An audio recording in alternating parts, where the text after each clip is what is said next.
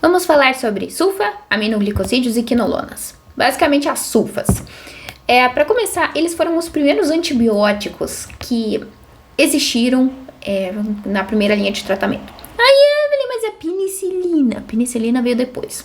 Acredita em mim, o cara descobriu a penicilina, mas ele não foi conseguido desenvolver um antibiótico. Portanto, utilizou as sulfas primeiro. As sulfas surgiram antes. Então, basicamente, o que aconteceu? Elas pegaram a inibição do próprio ácido fólico. Ou seja, o ácido fólico ele é utilizado em procariontes, não em células eucariontes, ou seja, nos procariontes, que são as bactérias, para fazer a síntese de DNA.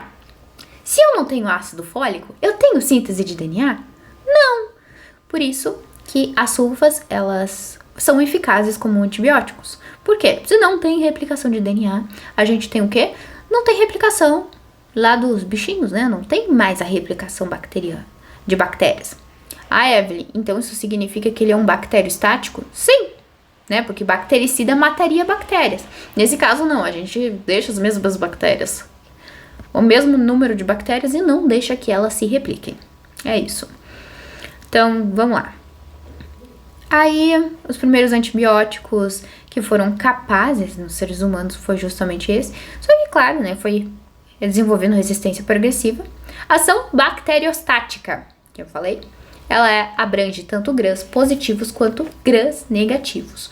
Ou seja, as sulfas, elas vão atacar as nossas queridas bactérias G+, e G-.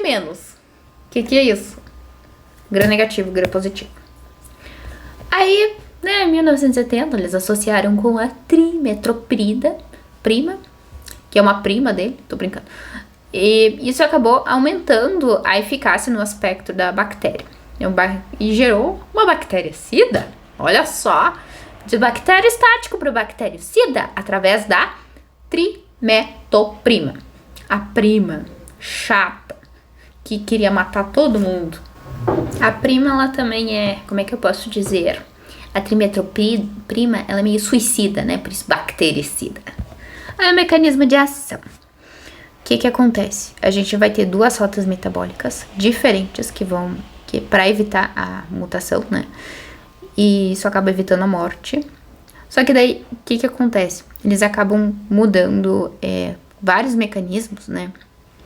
Dentro desse fármaco, para que quando a bactéria desenvolva, por exemplo, não é nesse caso, né? Mas vamos supor, a beta-lactamase, né? Que seria a resistência, a inibição lá dos beta-lactâmicos, que é uma enzima que acaba inibindo a ação dos beta-lactâmicos. Aí eu tenho a beta-lactamase, desenvolvi. Mas, na verdade, a gente também tem outro fármaco com outra via metabólica que atinge o ácido fólico, no mesmo antibiótico, né, combinado, vamos supor. Então, basicamente, vão ser duas vias que ela pode até ser resistente à beta-lactamase, mas ela não é resistente ao inibidor de ácido fólico. Ácido fólico alguns casos, obviamente, vai ter umas espertinhas, né, que já estão mais evoluídas, que elas estão nem aí. Qualquer mecanismo de tentar matar elas já estão firme e forte, já caíram tanto na vida que elas estão assim, ó. Eu tenho a resistência. Eu sou o Chuck. Você é o Chuck? Aí o nosso exemplo mais legal é o Bactrim. Para sulfas, né? No caso. Bloqueio de sulfas. O que acontece? O que é o Bactrim? Basicamente é sulfametazol. Metoxazol, perdão. É sulfametoxazol. Sulfametoxazol. A minha vida inteira eu tive problemas em expressar palavras compridas, tá? E a trimetroprima, ou seja, a prima tá junto aqui. Então, nesse caso, quais são as nossas vias que vão ser interrompidas? A do ácido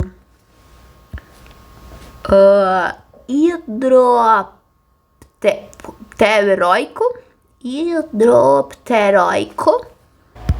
Ou seja, a gente vai ter a prima, né, a trimetroprima, ela fazendo o quê? Agindo na enzima aqui, redutase do ácido de hidrofólico, inibindo a síntese de ácido tetrahidrofólico, né? Vai inibir a síntese. Basicamente, o que acontece? Tem uma bactéria que até é imune ali a essa questão do sulfametoxazol,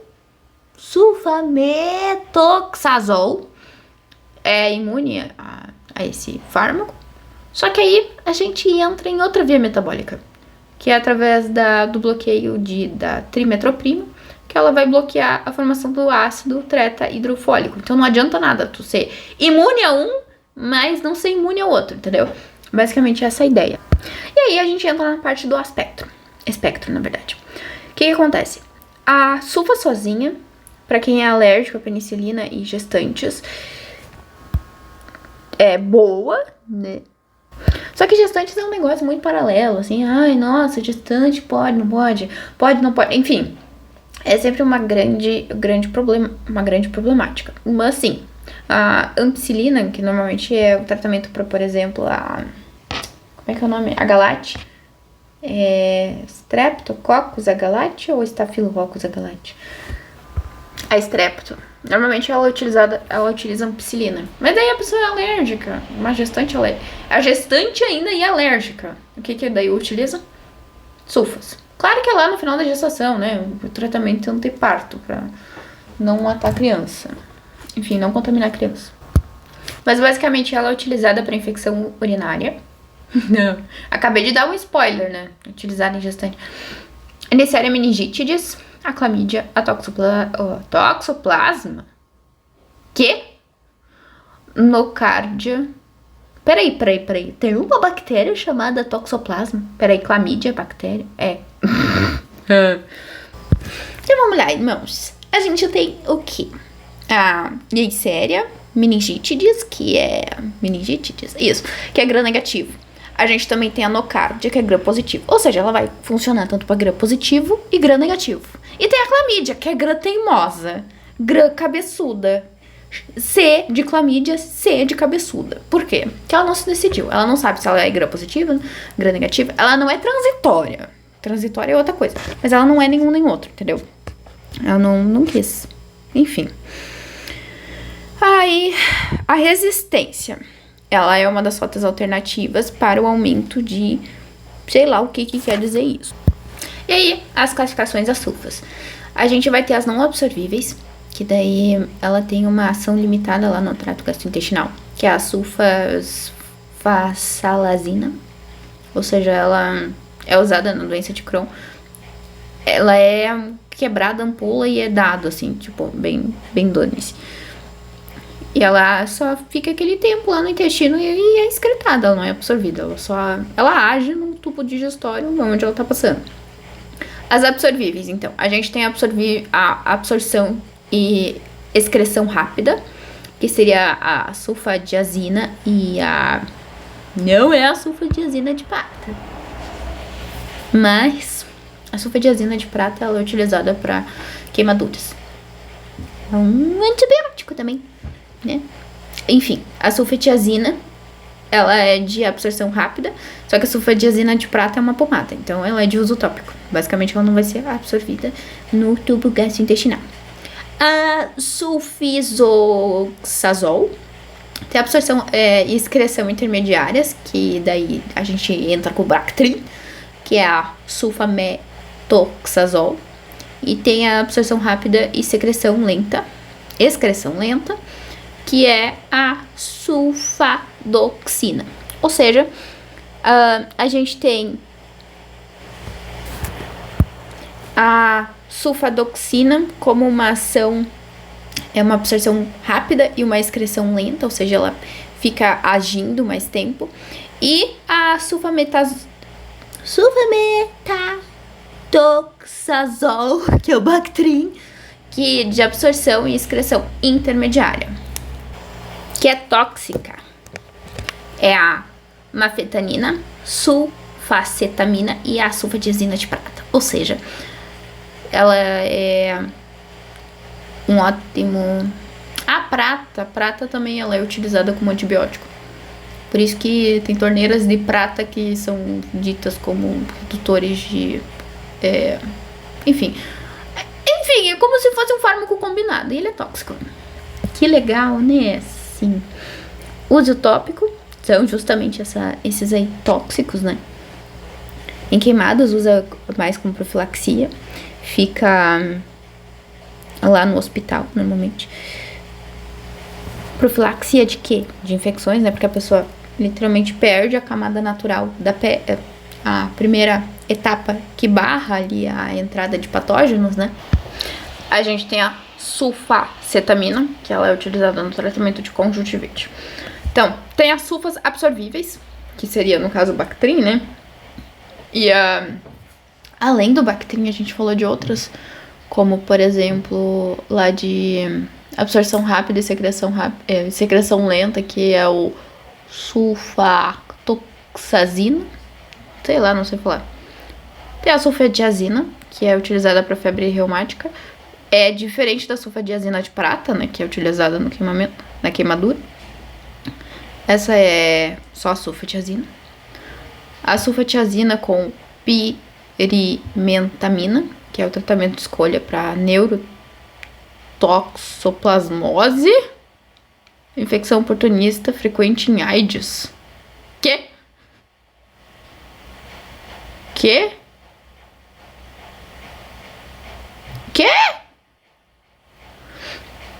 Sulfametoxazol, infecção urinária não complicada, bacteriúria sintomática de gestantes.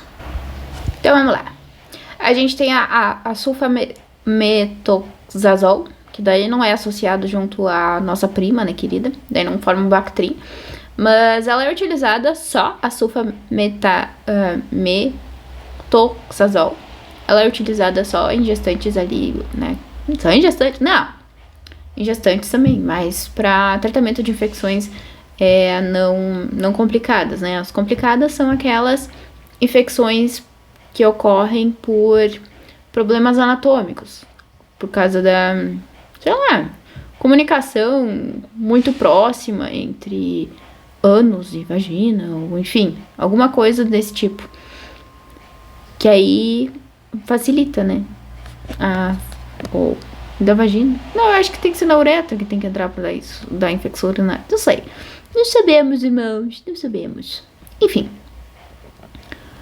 Aí a sulfadiazina, prevenção de febre reumática, como eu já falei. A sulfadiazina também, mas junto com a pirimetamina. Ela é utilizada no tratamento de escolha para neurotoxoplasmose. O que é isso? A neurotoxoplasmose, ela é causada pelo Toxoplasma gondii, que é o cara da toxoplasmose, né? Que é um parasita. Por isso que eu tava no quê? Tava justamente por causa disso. Mas como é uma infecção oportunista e a AIDS, né? A síndrome da imunodeficiência adquirida, realmente as pessoas precisam tomar antibióticos, enfim, como uma profilaxia de não desenvolver um processo infeccioso grave que possa causar o óbito dessa pessoa, né? Até porque, querendo ou não, ela não tem leucócitos. Leucócitos ela deve ter. Ela não tem os linfócitos T para defender ela. Então, basicamente, isso é muito importante. Ah, Evelyn, mas aí linfócito T é pra vírus. E os outros leucócitos que servem pra bactérias. Não interessa, entendeu? Causa um desequilíbrio geral nos leucócitos. De efeitos adversos, a gente vai ter o quê? Principalmente acúmulo de cristais na urina. Sulfa. E o resto? O resto que se der. Aí, a gente tem a trimetoprim, que ela vai agir numa enzima humana, mas também numa enzima da bactéria. A gente, como a gente tem um ácido fólico alto, não tem problema utilizar a trimetoprim, entendeu? O problema são as pessoas extremamente vulneráveis que não têm o ácido fólico dentro da farinha, que eles acabam tendo problemas no efeito antimicrobiano. E aqui estamos. A gente tem o SMX, que é o TMP, chamado de Bactrim. O que ele vai agir? Em Streptococcus pneumoniae, S. viridans, Staphylococcus aureus, meticilino resistentes e o Streptococcus epidermidis, Staphylococcus, não sei. Bacilos gram-positivos, bacilos coccus gram-negativos e alguns bacilos gram-negativos também, alguns, a maioria. Basicamente, ele é utilizado para infecção urinária. Lembramos, de boas. E o Clavulin é respiratório. O Clavulin respira e o Bactrim mija, né? Urina. Bactrim urina e Clavulin respira. Clavulin, Bactrim, que beleza. Sulfametazol trimetoprid, né, que é a nossa querida prima. Ela, não sei o que quer dizer com isso aqui. Não é muito bom para estrepto, pneumonia, mas ela acaba sendo bom para o estrepto da garganta. A prima, né, o Bactrim, na verdade, né. Ou seja, ela pode ser utilizada também para alguma coisa da garganta. Olha, aqui a gente tem, então, alguns fármacos e a sua ação. Por exemplo, cotrimoxazole, não sei como é que é a tradução disso, ele vai ser efetivo contra a Haemophilus influenza. Cotrimoxazole é uma alternativa para o tratamento de Legionella pneumofilia. E aí ali tem as nossas queridas bactérias gram-negativas, né? Escherichia coli, Haemophilus, Legionella, o Proteus, a Salmonella, enfim. A gente também tem alguma... Mas que esse cotrimoxazole tá efetivo, hein, gente? Gostei. Gente, tá em tudo nesse trem aqui. Será que é o Bactrim, só que o nomezinho dele é diferente nos outros países? Tem chance? É que não tá especificando o que é. Tá sim. Aqui em cima. Aqui, né? Tá especificado o que é. Então, basicamente ele vai funcionar contra listerioses, a questão de infecção urinária na próstata, infecção gastrointestinal, pneumonia e pneumocitose, também as questões respiratórias. Aminoglicosídeos! Finalmente! Tá. Os aminoglicosídeos, eles são para tuberculose.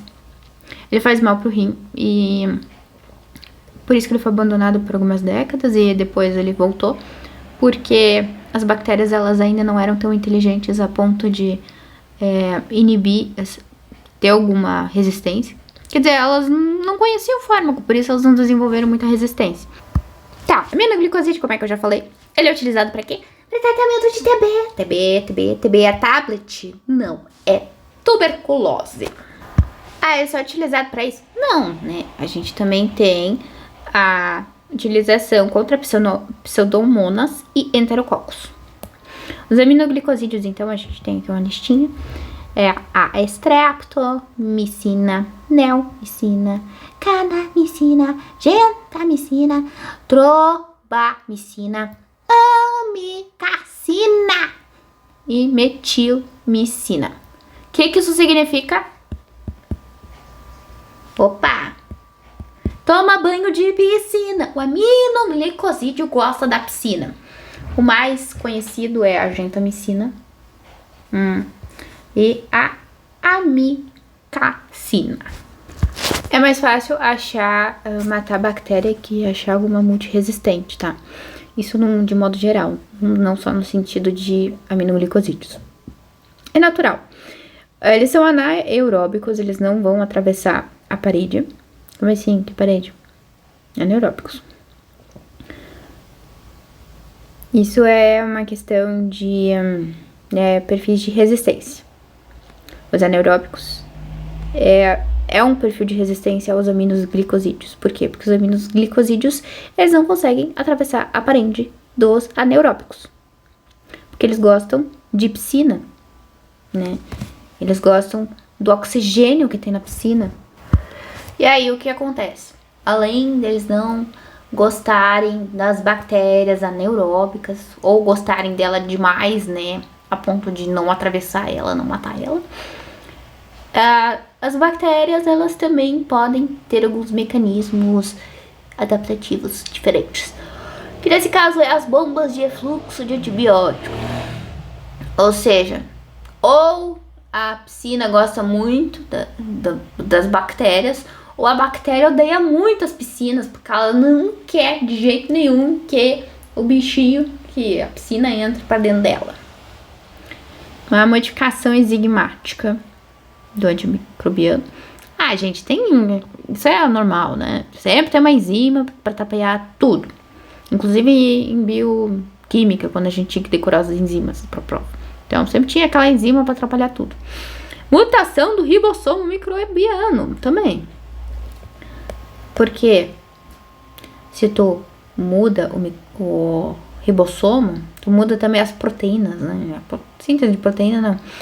Mas vai mudar ali, não sei porquê, aminoglicosídeos.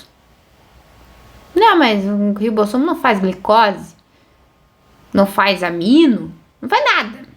Não sei porquê. Por quê? Porque eles são um sítio ativo do aminoglicosídeo, mutação do ribossomo. Farmacocinética. O antibiótico, ele acaba durando 1 ou 2 horas. Ação dose dependente. Quanto maior a relação de concentração máxima dividida a concentração inibitória mínima, maior a duração da atividade antimicrobiana. O que isso significa? Que basicamente o gráfico, pensando na concentração mínima, que ficaria aqui, o MIC, ele não é para ser assim, ou seja, picoteado, né, as doses fracionadas. Ele quer que tenha uma concentração máxima, muito máxima, e isso significa maior duração da atividade antimicrobiana. Ou seja, não fraciona, dá a dose inteira. Não divide 1 grama de 8 em 8 horas. Dá de 12 em 12, ou enfim. E tem um gráfico bem interessante disso com relação aos beta-lactâmicos junto a os aminoglicosídeos, que mostra a diferença entre os dois mecanismos de ação. Lembrando que o beta-lactâmicos ele precisa ser administrado de forma fracionada. Achamos. Ó, aqui a gente tem os aminoglicosídeos. Que daí, ó, tem o controle aqui. E quanto mais... Aqui é as horas, ó. E aqui a concentração de bactérias. Então, aqui a gente tem uma concentração alta e que tá aumentando gradativamente. Com essa dose aqui, a gente estabilizou mais ou menos, né? Com essa dose aqui, a gente eliminou muito mais bactérias do que se estivesse só estabilizado. Com essa dose foi mais rápido ainda essa liberação. E à medida que a gente foi aumentando a dose, mais rápido foi essa liberação. Logo, o aminoglicosídeo, quanto mais dose, mais eficaz ele é. Agora, aqui, a gente percebe o quê? O controle. Essa aqui não é exatamente a inibição mínima, mas vamos supor que essa aqui já é essa aqui já é bactericida, né? Não é bacteriostática, enfim. Mas tá vendo que, tipo, de 16 para 64, não teve uma mudança muito significativa na quantidade de bactérias que foi eliminada ao longo de 8 horas? Pelo contrário, a partir de 6 horas, elas sempre estabiliza, né, o fármaco. Então, os beta-lactâmicos é interessante manter fracionado, porque ao longo do tempo, ele não vai aumentar a liberação de bactérias. Ao contrário, porque aqui, ó, esse equilíbrio aqui maravilhoso que a gente tá vendo, essa região constante, é porque ele atravessou o Mickey, provavelmente. É porque provavelmente ele já chegou nessa linha aqui de baixo. Aí basicamente não elimina. Ou ele tá no Mickey, né? Ele não chega a eliminar a bactéria, mas também não chega a consumir a bactéria, mas enfim, estabilizar. Aí aqui são algumas associações pra causar a morte do enterococcus. Ai, não gosto do enterococcus. Utiliza gentamicina e ampicilina. Pode ser utilizado amicacina e vancomicina. Aí o Streptococcus viridans tem a gentamicina e penicilina. Enfim,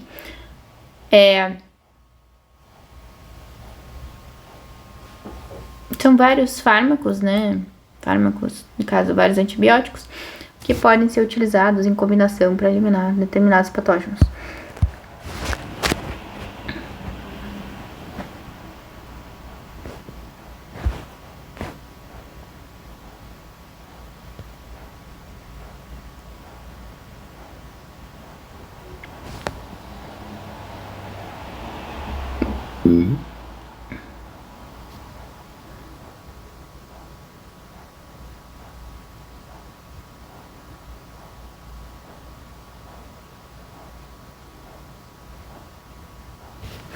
Ups.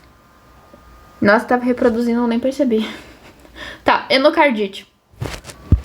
A gente consegue perceber aqui que a maioria dos estudos eles foram contrários à utilização da combinação. Tanto que a gente só tem o quê? Nenhum. O Adams doido da vida, que foi um pouquinho pra cá.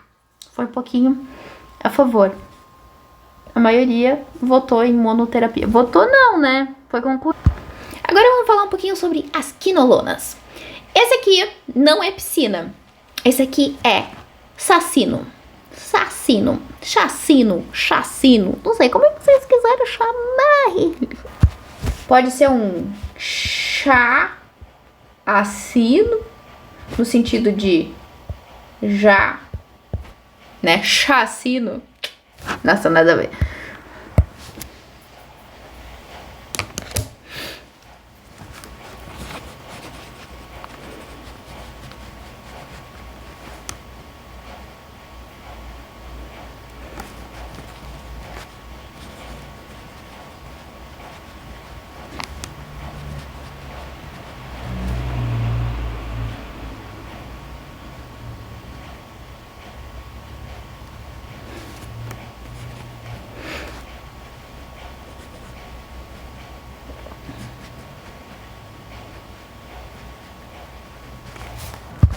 Antes a gente tinha trabalhado um pouquinho da cefalosporina. Aí antes, Evelyn, uma aula anterior. E agora nós vamos falar da quinolonas. E as quinolonas, assim como as cefalosporinas, elas também são divididas em gerações. A primeira geração, que foi em 1960, surgiu o ácido nalidíxico.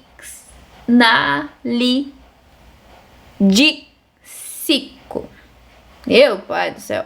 Nalidíxico. Sei lá. Esse trem aí. Que não é sacino. Não é chacino. Ele é diferente, né? Porque ele é da primeira geração. Então ele tá perdoado. Coitadinho. A segunda geração, os mais conhecidos, é o norfloxacino, o ciprofloxacino, levofloxacino. Da terceira geração, a gente tem o moxifloxacino. Então, ácido nalidíxico.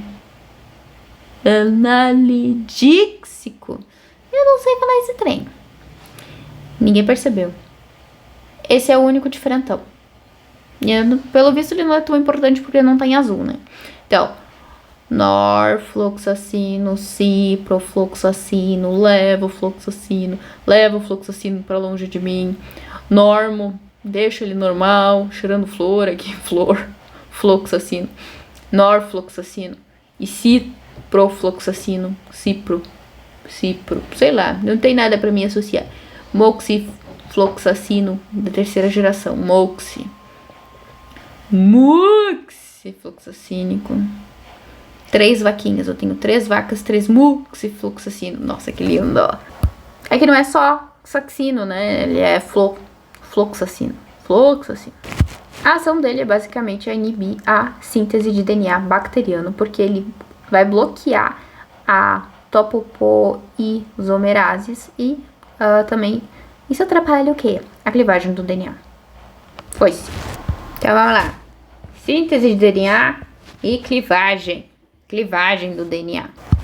Então, a gente tem a segunda geração com atividade para gram positivo e ação contra gram negativo. E a terceira geração, que é o que a gente falou antes, né? Que só a segunda e a terceira geração estavam com negócios marcados. A segunda, ela é boa para pseudomonas e a terceira geração, ela é utilizada para gram positivos e anaeróbicos.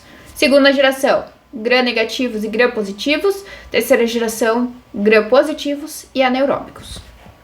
Sem ar. Lembrando que as piscinas, elas não gostavam de anaeróbicos. Então aqui a gente achamos as quinolonas, que é uma medida que vai utilizar, que é contra as piscinas, né? Então eles são bactericidas. Bactericidas no quesito de vão matar bactérias, né? Assim, os aminoglicosídeos, que são as piscinas, né?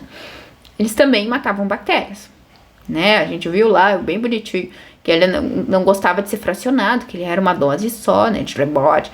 Quanto maior a dose, mais bactérias ele matava. Então, sim, é bactericida. Ele vai ter efeito na micobactéria da tuberculose, que foi que a gente falou lá no início. Mas aminoglicosídeos, eles são utilizados na tuberculose também, tá? Então, tem efeito na micobactéria da tuberculose, as quinolonas.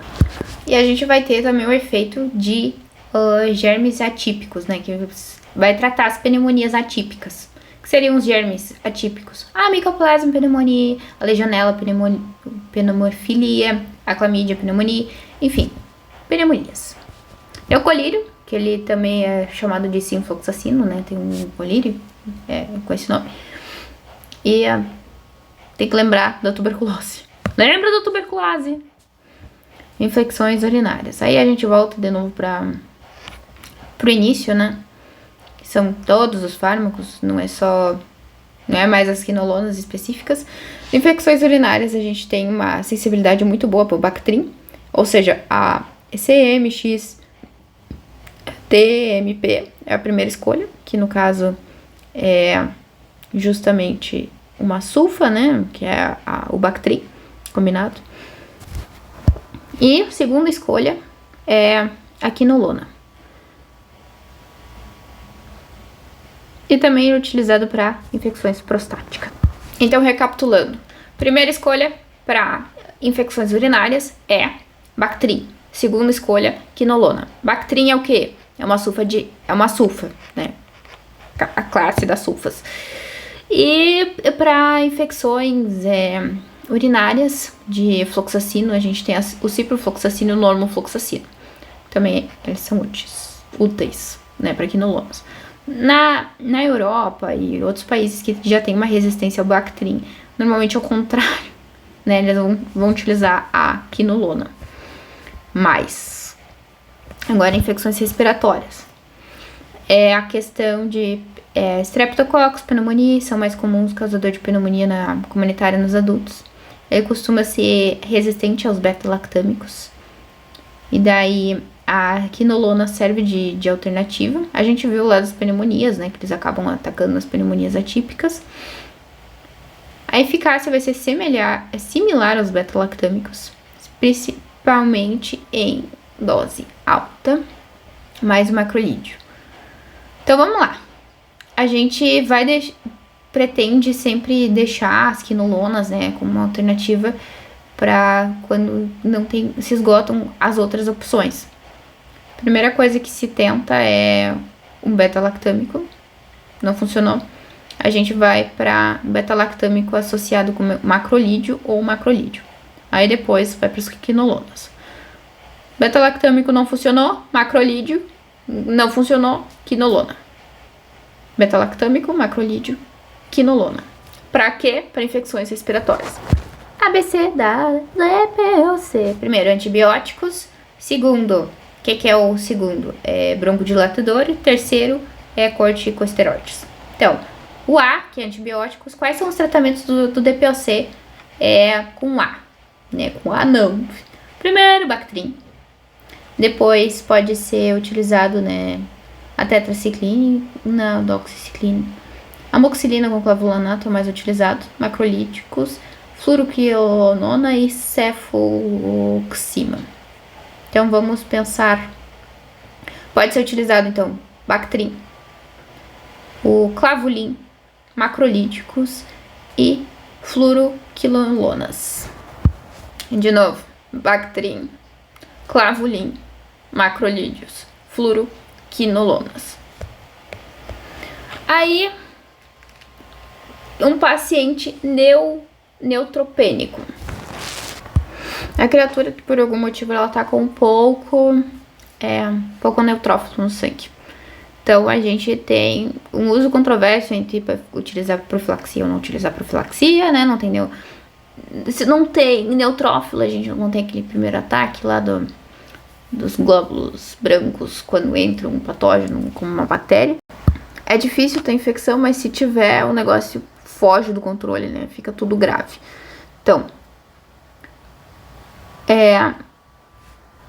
Então, em pacientes neutropênicos, se ele tiver febril, então, normalmente é indicado, sim, tratamento, né? Com o ciprofloxacino ou amoxicilina mais clavulanato, ou seja, clavulin e ciprofloxacino. Quinolona e beta-lactâmico mais clavulanato. A peritonite bacteriana, ela ocorre principalmente nos pacientes cirróticos. Por quê?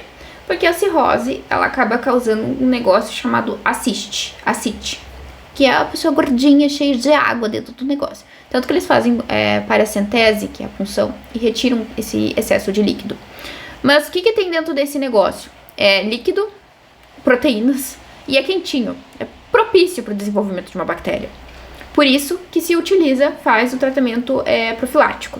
Qual é o tratamento profilático? Então, a gente vai ter utilização de quinolonas, cefalosporina da terceira geração e também, talvez, clavulin.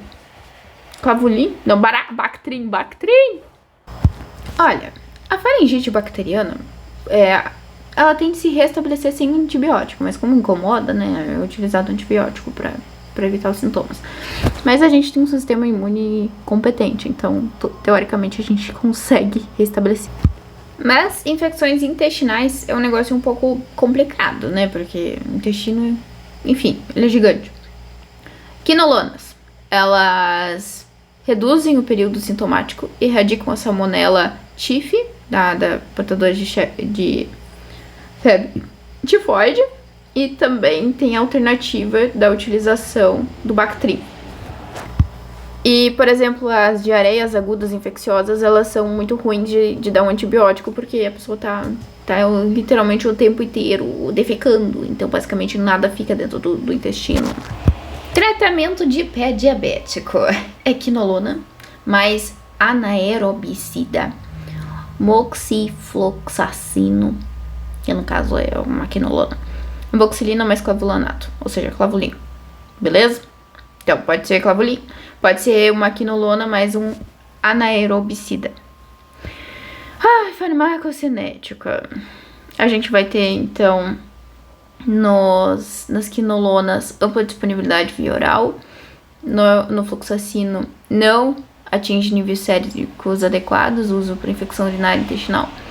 Os efeitos pós-antibióticos é de 1 a 2 horas. Depende da área sobre a curva, MIC e concentração máxima. Pode dar diarreia, náusea, constipação, dor abdominal, mas o principal risco mesmo é indução de resistência. Basicamente tudo, né? Mas, enfim. Como nem tudo são flores, a gente também tem as questões das restrições pela FDA, que é risco de tendinite, ruptura tendínea, piora da miastenia graves, neuropatia periférica, 2 ou mais efeitos adversos simultâneos levado ao dano irreversível e, no final das contas, a utilização da quinolona ela se tornou apenas em casos que não tem outra opção. As crianças têm uso restrito por causa de fibrose cística e na febre tifoide, quando é resistente ao Bactrim. Risco potencial por efeitos relacionados à cartilagem de crescimento. Então, de efeitos mesmo, a gente tem a ruptura tendínea, miastenia grave, neuropatia periférica, a questão do dano irreversível, principalmente em crianças com a questão da cartilagem. Então, há crescimento de cartilagem nas crianças, a questão de ruptura tendínea e alguns outros efeitos.